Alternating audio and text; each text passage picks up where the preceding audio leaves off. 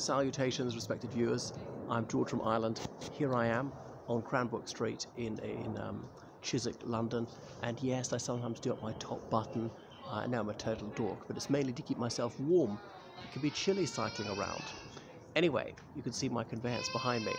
I'm outside the house of Private Hitch, who made a name for himself at the Battle of Rorke's Drift, the 22nd and 23rd of January 1879. So Hitch was born in Southgate.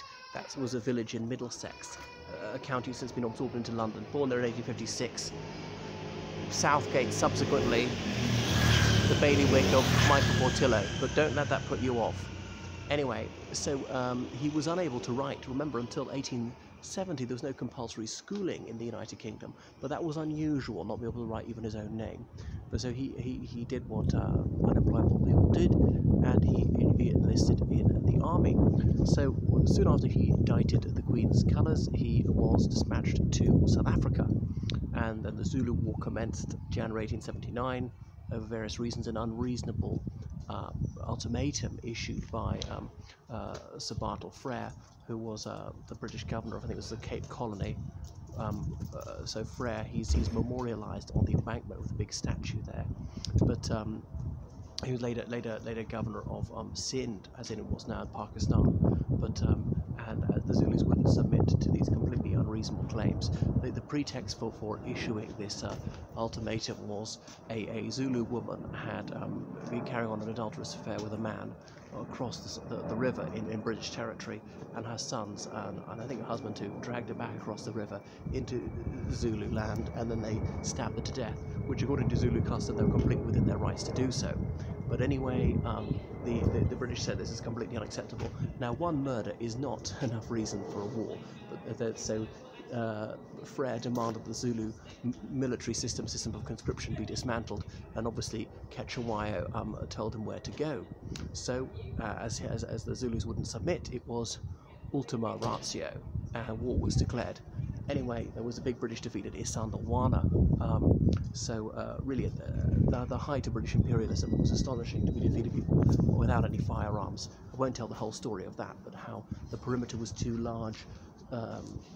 Thesiger, who was the British commander, the Honourable Thesiger, wouldn't listen to the advice of the Boers, as in the white people of Dutch descent living there. He said, no, you've got to have a tight circle, like circle the ox wagons as we do. You can't defend a large perimeter, you're too spread out. And they were the commissariat was too niggardly issuing ammunition, faffing over this and that, and we can't give you too much, we're under attack. Anyway, there was also a solar eclipse at exactly the wrong moment from the British perspective. But Rorke's Drift was back in Natal, just inside British territory, as in named after an Irishman, drift being like a stream. And some Zulu regiments who missed out on the fun as they sort of Isandlwana came there very keen to wash their spears in British blood. And there were an NNC, Natal Native Contingent, anti-Zulu tribes. Some of them took fright and fled, and some of the cavalry chose not to stay because the Boers and the British were getting on just fine at this stage.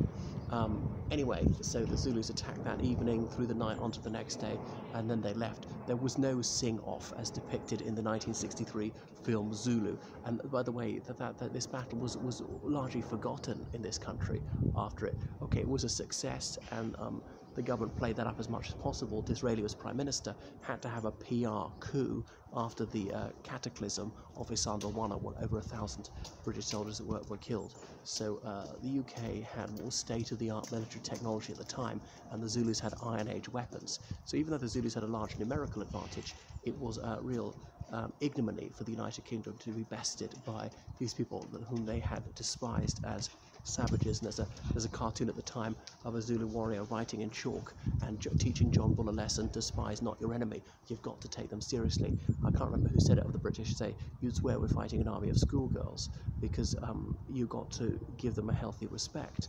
Anyway, so Hitch was there when Rorke's Drift was attacked, and the Zulus had captured some British rifles, Martini Henrys. They had no idea how to use them, often firing at arm's length. thinking that would make it go further, didn't know how to aim, ran out of ammunition quite soon because they'd never been taught how to cope with them.